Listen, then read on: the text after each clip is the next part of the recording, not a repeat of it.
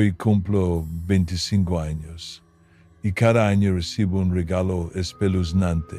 Cada vez que llega una caja a mi puerta se me eriza la piel. Antes sufría ataques de pánico, pero ahora ya sé dos cosas, que el macabro regalo solo llega el día de mi cumpleaños y que es inevitable. Nunca he conocido placeres tan sencillos como esperar con ilusión un paquete que he comprado por internet o vivir muchos años en la misma casa. Me he mudado cada año y esa persona siempre me encuentra. Según mis padres, la macabra tradición empezó cuando yo tenía 10 años. Mi madre recibió la caja desconocida a mi nombre, su única hija, y como es natural la abrió para ver qué era. A sus 45 años sufrió un infarto, literalmente. Pero mis padres lograron ocultarme su nefasto contenido. Nos mudamos a otra casa y al año siguiente fueron ellos quienes encontraron de nuevo mi espeluznante regalo. Cuando cumplí los 12, viviendo en otra casa más, encontré la caja por primera vez. Sobra decir que me trastornó por completo. Mis padres intentaron convencerme de que era una broma pesada y que aquello era falso. Durante un tiempo intenté creerlo, pero era difícil, porque tenía que pasar todos mis cumpleaños en la comisaría y los policías nunca lo trataron como si fuera falso. No tengo amigos ni novio y vivo aterrada. Recibí educación en casa desde los 12 años y siempre he trabajado desde casa.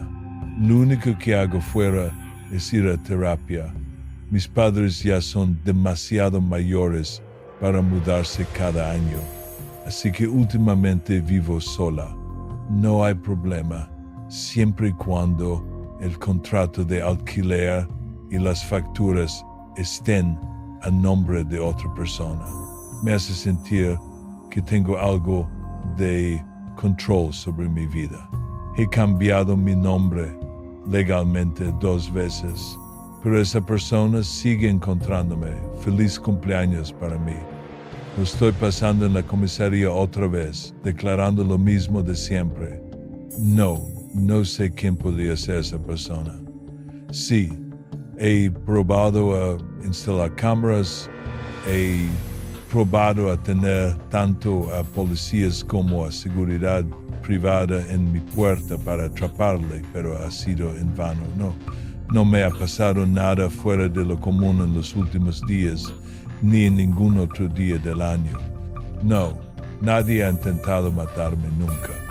Nunca le he hecho daño a nadie, nunca he presenciado un crimen por accidente, nunca he hecho nada que pudiera convertirme en el objetivo de un asesino, porque eso está bastante claro, mi agresor es un asesino. Cada año recibo el cuero cabelludo de una mujer. Ya he recibido todo tipo de mujeres masacradas, ancianas, jóvenes, de mediana edad, rubias, morenas. Esta vez estaba claro que la cabeza pertenecía a una niña muy pequeña. No podía tener más de 10 años. Se me encogió el corazón. Odio que siempre me pregunten 2 veces si no tengo enemigos, si no le robé el novio a alguien, porque es lo primero que se te pasa por la cabeza. Matar a una persona solo para enviarle la parte de arriba de su cabeza a tu rival. Nada de publicar cosas crueles en redes sociales o pintar el coche a esa zorra con spray. Hay muchas cosas en esta situación que son aún más espeluznantes que los cueros cabelludos. La primera, por supuesto, es que hago todo lo posible por ocultarme cada vez que me mudo, pero la persona que hace esto siempre me encuentra. La segunda es que la caja siempre tiene por todas partes las huellas dactilares de una única persona. Ni siquiera intenta ocultarlas, y cada vez que la policía las comprueba, no hay ninguna coincidencia. como si esa persona no existiera, o no existiera todavía. Estoy tan loca como para pensar que mi agresor es un viajero en el tiempo. La tercera es que cuando los técnicos de la policía analizan el ADN del cuero cabelludo, obtienen siempre el mismo resultado, año tras año. La mujer muerta soy yo. Las reglas para cuidar a nuestro gato vivo al lado de una familia de 4, un matrimonio, su hijo adolescente y su hija pequeña. Son una familia bastante normal, muy amables con todos los vecinos. Hace poco me pidieron que me quedara en su casa a cuidar de su gato mientras iban de vacaciones. Al ver la generosa suma de dinero que ofrecían, acepté sin dudarlo. Llegué a su casa justo cuando se estaban yendo y los vi cargar las últimas cosas para el viaje. Me quedé en la entrada, esperando a que salieran para darme las llaves. De forma extraña, al salir, la niña me deslizó varias notas pequeñas y dobladas en el bolsillo. Me despedí, cerré la puerta y empecé a leer las notas. La letra era un desastre, con partes tajonadas y algunas de las palabras más difíciles mal escritas. Hola vecino, gracias por aceptar quedarte en nuestra casa para cuidar a Confetti, nuestro gato, mientras mi familia está afuera. No te preocupes, no será difícil. Como dijo mi papá, te van a pagar y mucho, así que valdrá la pena. Sé que mis padres ya te dieron algunas reglas, pero estas son las de verdad importantes. Ellos no saben todo lo que pasa en la casa cuando están todo el día en el trabajo. Primero, las reglas para el día. Mis padres te dijeron que te quedarías en su cuarto. No lo hagas. Es más seguro en mi cuarto, así que, por favor, quédate ahí. Mi cuarto es el de la cama rosa y los ositos de peluche. Pero no te les quedes mirando mucho tiempo, que son muy tímidos. Dale de comer a Confetti. No estoy seguro de cuál es su horario, pero seguro que mis padres te lo dijeron. Recuerda esto porque es muy importante, no le des de comer de más. Ya está un poco gordito y si come mucho le entrará sueño. Y eso no es bueno, porque necesita poder correr. No entres en el cuarto de mi hermano. Huele muy mal ahí dentro por alguna razón y hay algo que parece una persona sentada en la estantería. Yo lo llamo Fred. La última vez que entré, corrió hacia mí y empezó a arañarme las piernas y a tirarme del pelo. Me asusté muchísimo, pero cuando se lo conté a mi mamá, no me creyó. No dejes que Confetti salga de casa. Se perderá. A ti no te pasará nada malo, pero yo me pondré muy triste y eso no es bueno. Por favor, no te vayas de casa por mucho tiempo. Confetti se sentirá solo y se vuelve más vulnerable si no estás ahí para protegerlo. Normalmente cuando nos sentimos solos, las otras cosas raras de la casa lo notan y lo persiguen más. Si te vas por mucho tiempo, no habrá nadie en la casa para protegerlo. Por eso mi familia quería contratarte para que te quedaras aquí, en vez de solo pasarte a darle de comer al gato un par de veces al día. Si de verdad necesitas ir al baño, usa el de abajo. El baño de arriba siempre está ocupado y no tengo ni idea de quién lo está usando. Si oyes a Confetti maullar muy fuerte mientras mira fijamente algo, no mires hacia donde él mira. Está viendo algo que da mucho miedo. Corre a mi cuarto y llámalo en voz alta. Después de unas cuantas llamadas, vendrá, sietea. Cuando lo haga, cierra la puerta de mi cuarto, atrancala con una silla y quédate dentro por mucho tiempo. Si Confetti no viene, cierra los ojos y corre hacia él. cárgalo y llévalo a mi cuarto. No mires atrás mientras lo haces. 7. Si oyes que llaman a la puerta, no abras. Ignóralo. No importa con cuánta fuerza golpeen. No abras la puerta. Si lo haces, deberías entrar en pánico porque lo que sea que esté ahí fuera te hará algo terrible. Creo. Por favor, juega con él. Es solo un gatito y tiene mucha energía. Si no juegas con él, se buscará otro para jugar. Ahora, las reglas para la noche. Pon la camita de confeti en mi cuarto. Estarás salvo ahí contigo toda la noche. Puede que te pida mimos, así que por favor dáselos.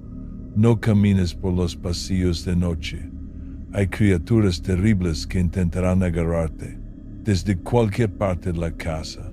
Si te despiertas de repente en mitad de la noche, puede que veas a una mujer mirándote fijamente. No te preocupes, es mi amiga, pero la verdad es que no sé si es amigable con otras personas, así que es mejor que finjas que sigues durmiendo. Mis padres se acuestan a las 8 de la noche y no saben lo que pasa después. Así que tú también deberías acostarte a las 8. Esto es todo lo que he podido escribir en este estúpido trocito de papel. Lo siento. Tras leer las reglas, me quedé mirando el papel con la mente en blanco. Tenía que ser una broma, ¿verdad? Probablemente solo los juegos de una niña traviesa. Mientras miraba el papel, el gato soltó de repente un maullido fuerte. Dejé la nota a un lado y fui hacia él. Estaba mirando algo fijamente. Ignorando las reglas, miré hacia donde él miraba. Y yo, ¿qué era eso? Una criatura humanoide se alzaba sobre mí, con una sonrisa grotesca grabada en el rostro. Sentí que me quedaba helado y tragué saliva. Era aterrador. De repente recordé la regla. Agarré al gato y corrí directo al cuarto de la niña, el de la cama rosa. Cerré la puerta y me quedé en la silenciosa habitación, justo un instante antes de que unos golpes violentos resonaran al otro lado. Debería haber atrancado la puerta con la silla. Mi primo es mi mejor amigo. Lo ha sido desde que éramos niños y nunca nos distanciamos de adultos. Siempre que hay reuniones o tenemos tiempo libre o para lo que sea, nos llamamos y pasamos el rato juntos. Pero por alguna razón, esa noche en particular no pude salir con él. Y la verdad es que me alegro de no haber podido. En su lugar, fue con 2 de sus amigos. Si lo que cuenta que pasó es verdad, no sé si podría volver a dormir solo. Les contaré lo que me dijo, tal y como lo recuerdo. He cambiado los nombres por privacidad. Hace 2 días estaba en casa cuando recibí una llamada de Andrés. Parecía paranoico o preocupado por algo, y lo que me contó me dio un escalofrío que me recorrió toda la espalda. Oye, tío, tengo que contarte algo muy jodido que pasó cuando Jaime, Gabriel y yo fuimos a un edificio abandonado en Grand Rapids que supuestamente está embrujado. Te juro por Dios que he estado oyendo cosas por la noche y siento que alguien me sigue, alguien que en realidad no está ahí. Te lo juro, en serio, no estoy bromeando. Creo que algo me está siguiendo y me va a matar. Pude oír cómo su voz empezaba a temblar al final de la frase. Se nos ocurrió la genial idea de llevarnos una tabla Ouija para ver si conseguíamos que la maldita cosa funcionara de verdad. Claro que estábamos bebiendo, pero solo eso, nada de hierba ni hongos, ni nada. Encontramos una ventana rota bastante rápido, así que nos colamos por ahí y al instante nos golpeó un olor a humedad asqueroso. Apestaba, pero no íbamos a dar la vuelta solo porque el sitio oliera a mierda. Así que exploramos un poco y al principio era genial ver todos los grafitis y eso, pero a medida que nos adentrábamos más, se volvió inquietante. Había escritos en las paredes que te decían que te dieras la vuelta y que él vive aquí. Al principio nos pareció gracioso, pero nos entró muy mal rollo bastante rápido. Por supuesto, a Gabriel se le ocurrió que ese era el mejor sitio para sacar la ouija y nosotros aceptamos más que nada para acabar de una vez y largarnos de ese puto sitio. Algo no iba bien. Cuando ya habíamos preparado la tabla y dejamos de reírnos y bromear, me di cuenta del silencio que había. Se oiría hasta el pedo de un ratón, te lo juro. Nos armamos de valor, pusimos los dedos sobre la pieza, esa que se usa para comunicarse, y empezamos a hacer preguntas. Gabriel hizo la primera. ¿Hay alguien aquí? Se le notaba que estaba nervioso. La pieza no se movió cuando preguntó Gabriel, así que yo probé un par de veces. Pregunté si alguien quería comunicarse y si eran espíritus buenos. Ya sabes, las típicas preguntas que ves en las películas cuando la gente usa una de esas tablas. Ya empezábamos a decepcionarnos cuando por fin algo respondió. Ojalá por Dios no lo hubiera hecho y ojalá Jaime no hubiera hecho esa estúpida pregunta. ¿Eres un cagón? ¿Es por eso que no quieres hablar con nosotros?, preguntó mientras todos nos reíamos. Se nos quitó la risa de golpe cuando oímos cómo la pieza se deslizaba sobre la tabla arrastrando nuestros dedos con ella. No pasamos el siguiente minuto o dos intentando averiguar quién la había movido, pero la siguiente vez que se movió, supimos que no había sido ninguno de nosotros. Ni de coña, tío, no por cómo se movían nuestros dedos con ella. Tendrías que haber estado allí para entenderme, pero nos arrastró los dedos muy rápido mientras deletreaba una frase. Quedadme con vosotros. Miramos a nuestro alrededor, nerviosos, intentando averiguar qué coño significaba eso. Y de repente empecé a encontrarme mal. Supe lo que significaba, se nos iba a pegar, nos iba a seguir a casa. Chicos, tenemos que terminar con esto y largarnos de aquí. Tengo un mal presentimiento, les dije.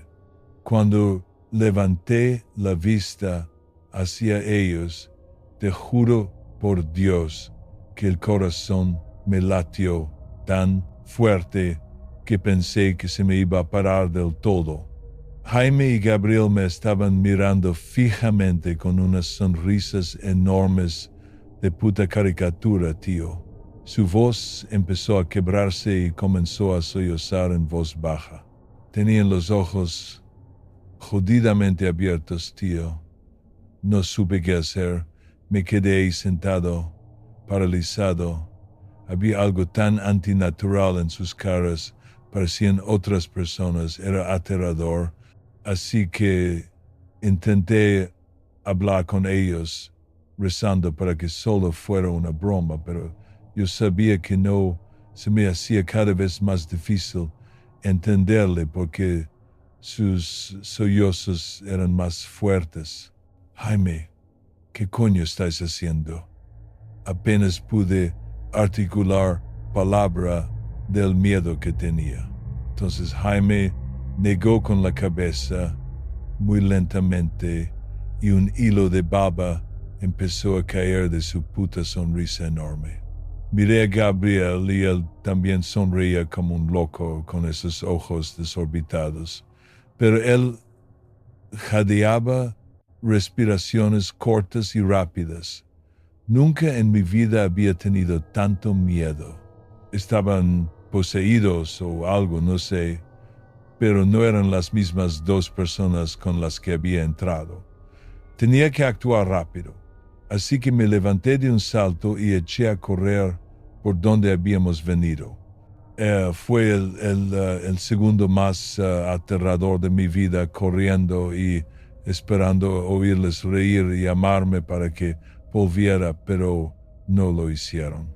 En vez de eso, oí cómo se levantaban y empezaban a perseguirme. Se estaban riendo, pero no de una forma normal, joder. Era como una risita entrecortada, como si se estuvieran divirtiendo cazándome. Les llevaba un poco de ventaja, así que miré hacia atrás y no podía creerlo, tío. Estaban corriendo, pero de una forma jodidamente extraña. Tenían los brazos pegados a los costados y parecía que se habían roto el cuello por el ángulo tan raro en el que lo tenían. Fue entonces cuando me di cuenta de lo rápido que me estaban alcanzando.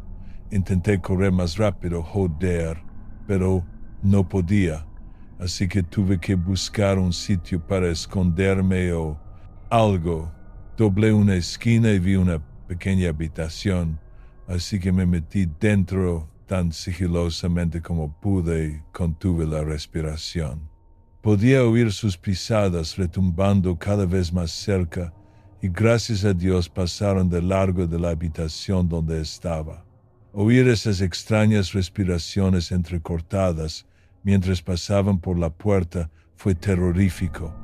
Oí que bajaban unas escaleras, así que con el mayor sigilo posible cerré la puerta y eché el cerrojo.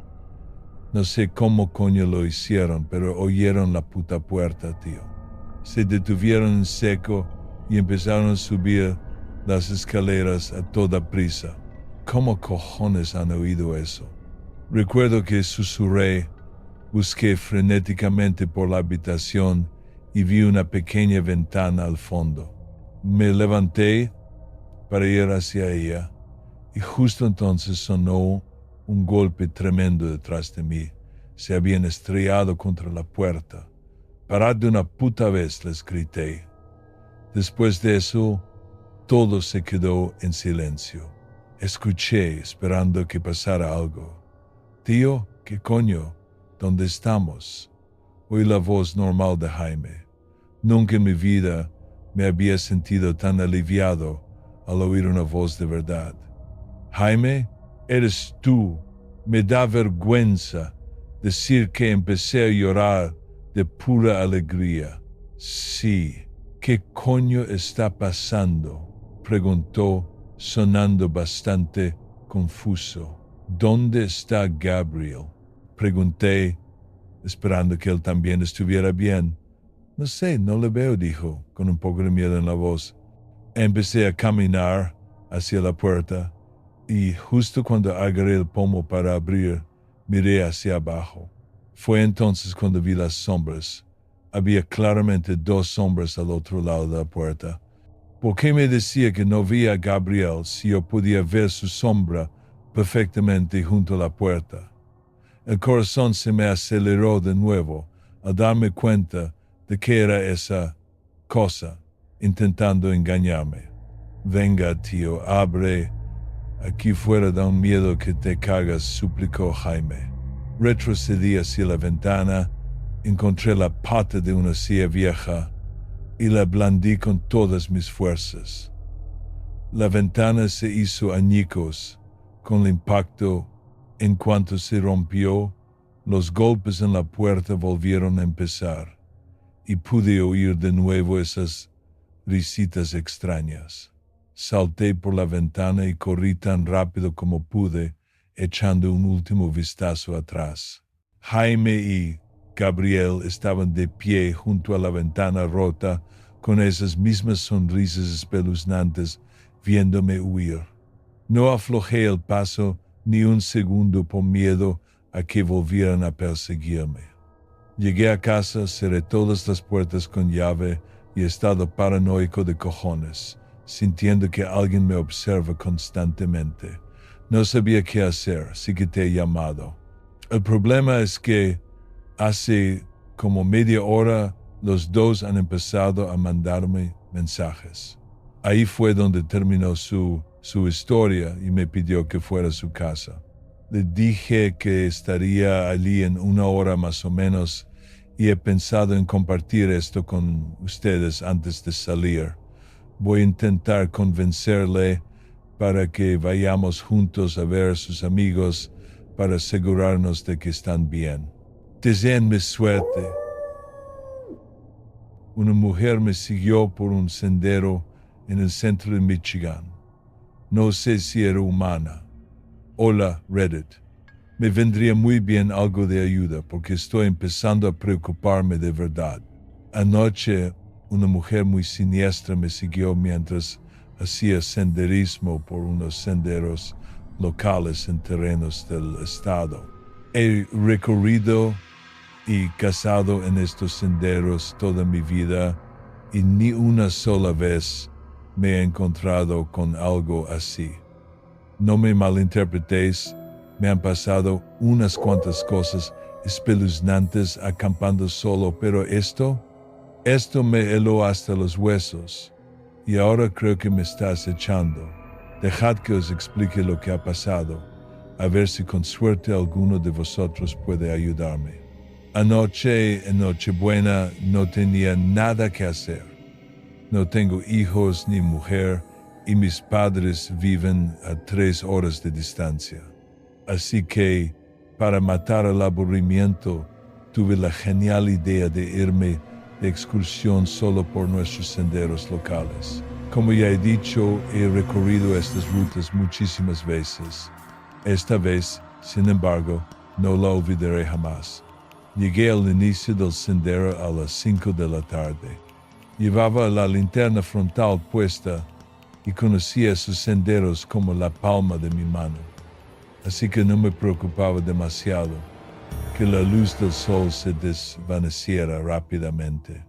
No sé si alguno de vosotros es de Michigan, pero estamos teniendo un diciembre sorprendentemente soleado y cálido. Aún así aquí oscurece sobre las 5 o 5:30. El tiempo era magnífico, perfecto para un paseo nocturno. No tenemos muchos días de invierno tan agradables como este, así que quise aprovecharlo al máximo y disfrutar del aire cálido de la noche. Me bajé de la camioneta y empecé a subir por el sendero. Esta ruta en particular comenzaba entre densos pinares y después de 1,5 kilómetros más o menos se abría unos valles impresionantes con campos enormes.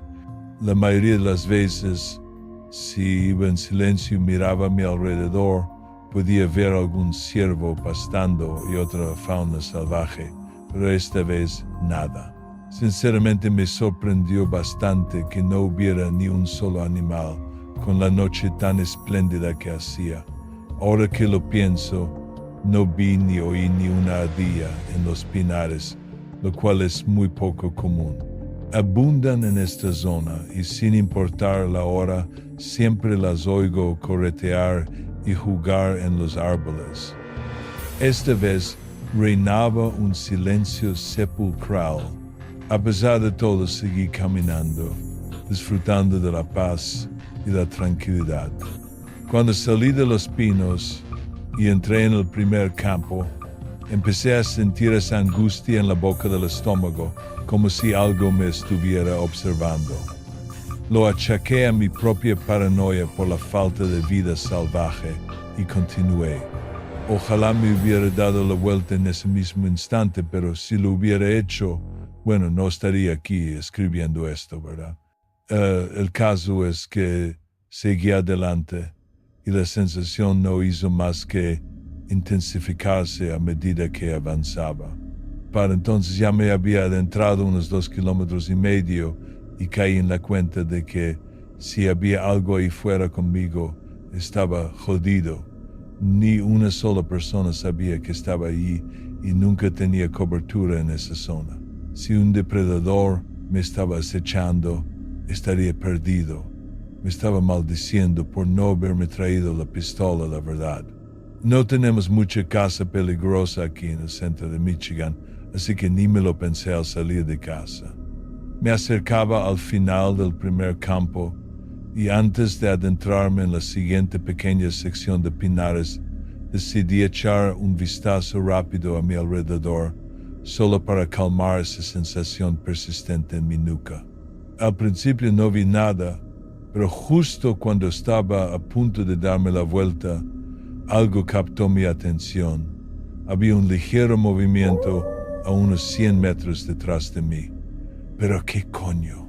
Susurré mientras entornaba los ojos para ver mejor.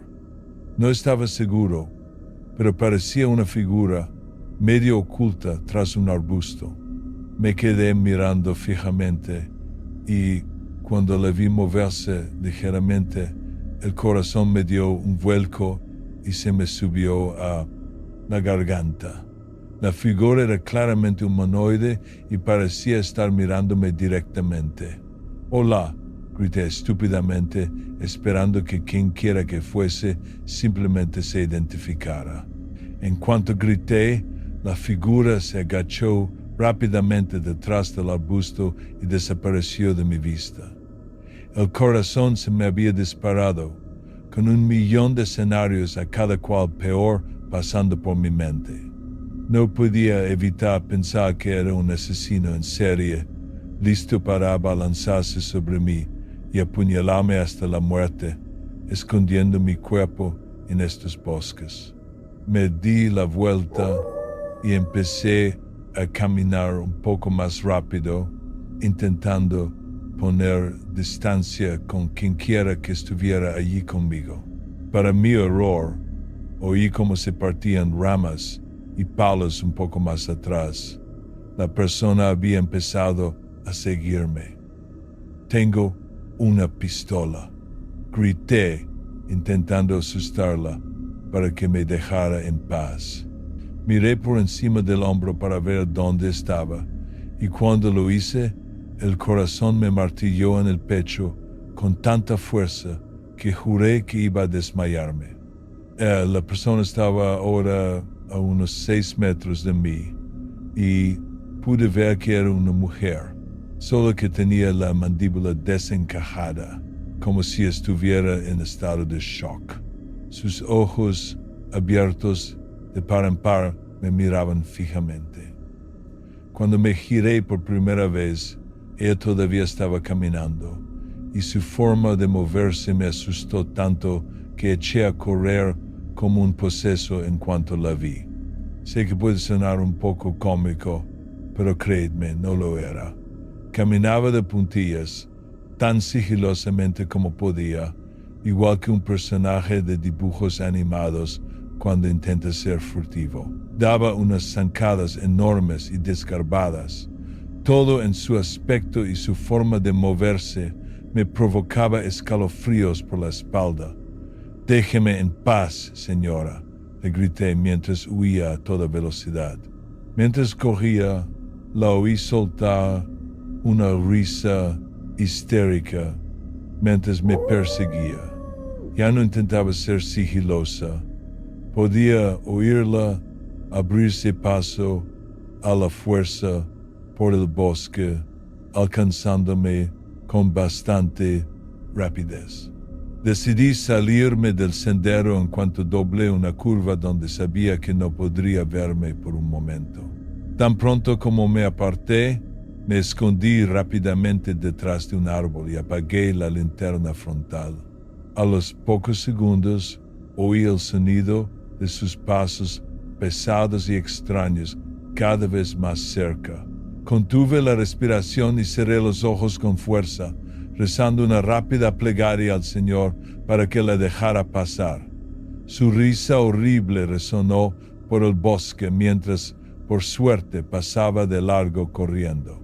En cuanto sus pasos sonaron un poco más lejos por el sendero, salí de detrás del árbol y eché a correr de vuelta por donde había venido.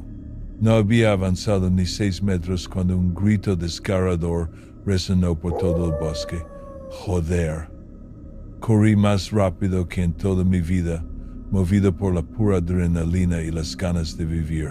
Sabía que si me atrapaba, no lo contaría y que sería una muerte horrible y dolorosa. El sonido de sus pasos se hizo de nuevo más y más fuerte a medida que se acercaba. ¿Cómo coño podía correr tan rápido? Sentí una inmensa ola de alivio cuando vi la entrada del sendero a unos 30 metros. De alguna manera corría aún más rápido al saber que mi camioneta estaría justo allí. Metí la mano en los bolsillos y saqué las llaves. Ella soltó otro grito espantoso al acercarse aún más, quizás a unos 15 metros de mí. Llegué a la camioneta y me metí de un salto. Puse la llave en el contacto y la arranqué en un tiempo récord. Di marcha atrás y salí de allí quemando rueda tan rápido como pude sin perder el control. Tras un último grito de frustración, miré por el retrovisor y vi cómo el bosque desaparecía. Durante todo el camino a casa no dejé de mirar hacia atrás, temiendo verla persiguiéndome, aunque sabía que sería imposible a 100 kilómetros por hora. 5 minutos después, entré en el camino de mi casa y salté de la camioneta en cuanto aparqué, corriendo a toda pastilla hacia adentro. Cerré la puerta de un portazo y eché el cerrojo.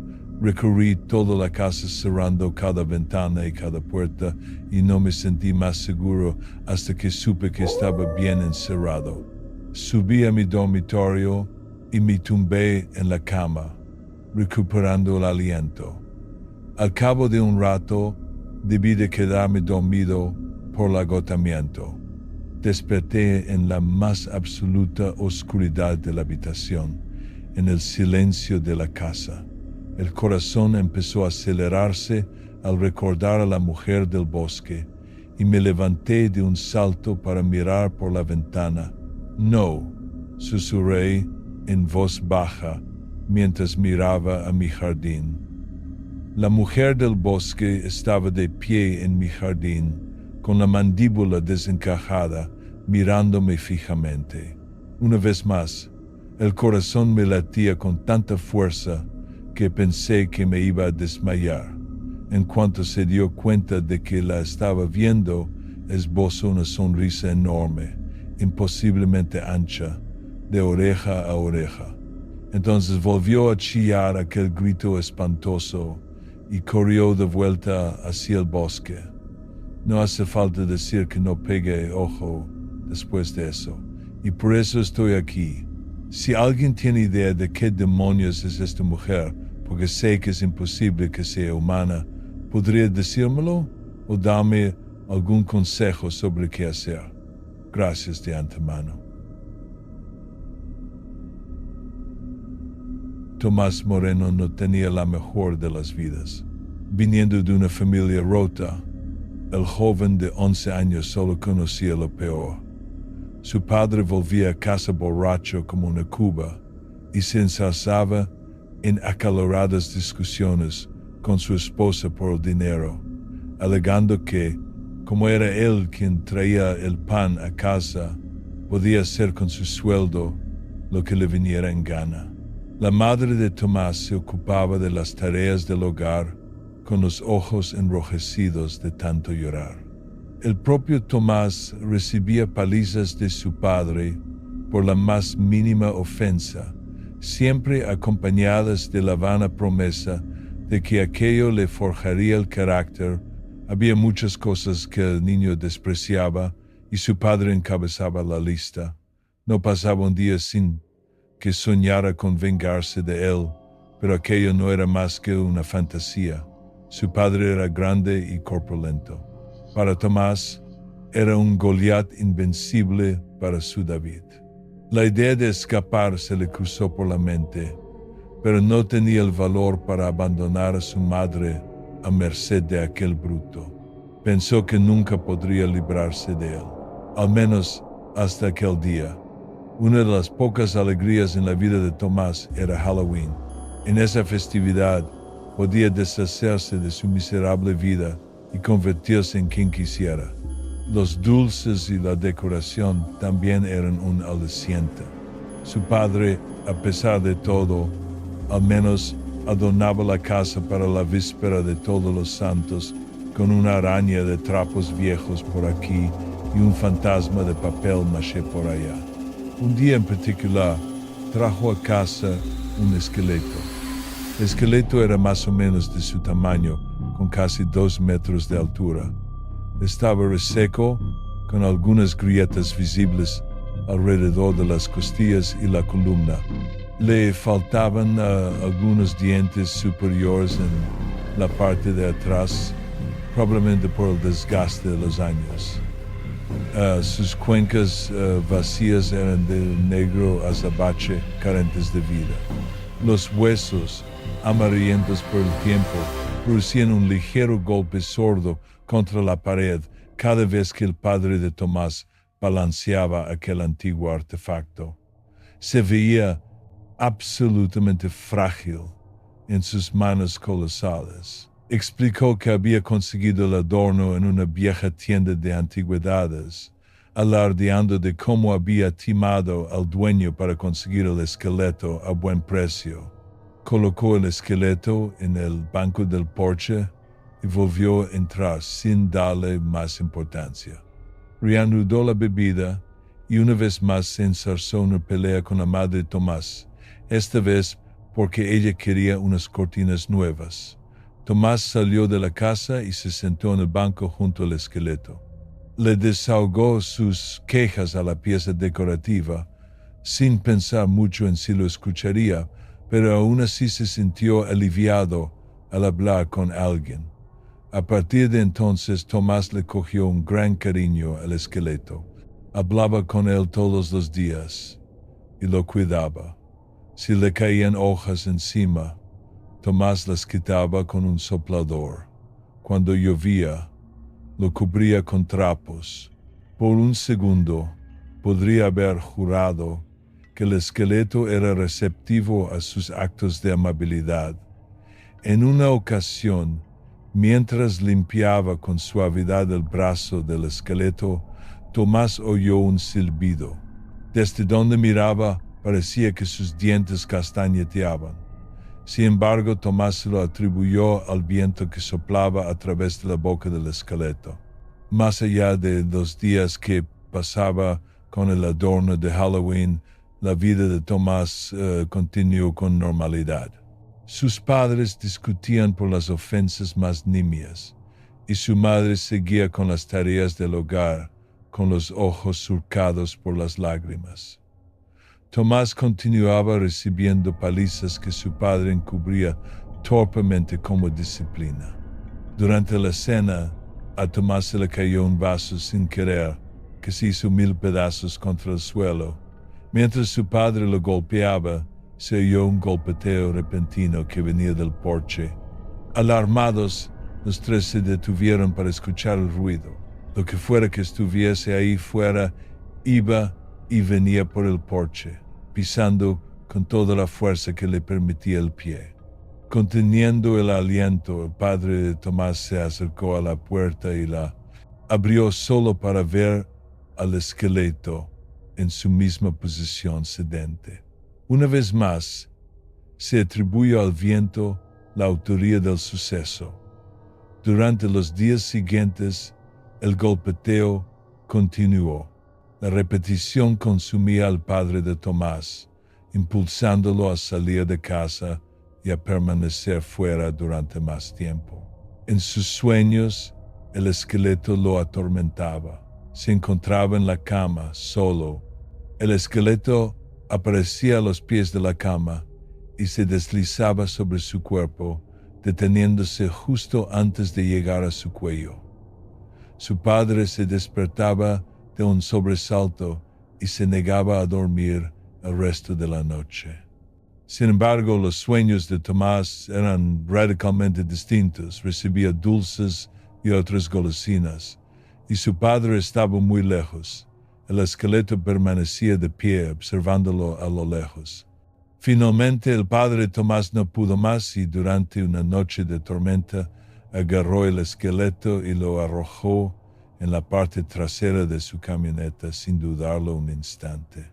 El pobre Tomás se despertó de su profundo sueño solo para ver cómo se llevaban al esqueleto que tanto apreciaba. Corrió hacia la puerta, pero la camioneta cobró vida con un rugido y salió dando tumbos del camino de entrada. Con el corazón roto, Tomás volvió a su habitación y lloró hasta quedarse dormido. Al día siguiente, su padre regresó y con él el esqueleto. Al principio sorprendido, Tomás se sintió agradecido de que su amigo estuviera de vuelta.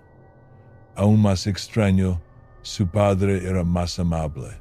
Cuando Tomás rompió un plato sin querer, en lugar de la paliza que esperaba, recibió una advertencia severa pero justa sobre cómo podría haberse hecho daño. Ya no había más discusiones por dinero, lo que significaba que su madre por fin estaba en paz. Su matrimonio también mejoró y ambos parecían más enamorados que en todos los años que llevaban juntos. Sin embargo, Tomás no pudo evitar notar que su padre actuaba de forma extraña. Se movía como si fuera un extraño en su propia piel. Sus piernas flaqueaban y las rodillas se le doblaban con el más mínimo movimiento. A veces la piel del rostro se le descolgaba, obligándolo a empujarla hacia arriba con la mano libre. Su mandíbula quedaba colgando mientras comía, lo que en realidad consistía en empujar la comida hacia el fondo de la garganta. Tomás descubrió la verdad el día de Halloween. Al fijarse en el esqueleto del banco, vio que ya no había grietas en las costillas. De hecho, en lugar de antiguo, el esqueleto parecía fresco y, casi se atrevería a decir, más lleno de vida que antes. Incluso tenía una dentadura completa. Horrorizado, Tomás se giró para mirar a su padre, quien lo observó fijamente durante lo que pareció una eternidad antes de guiñarle un ojo.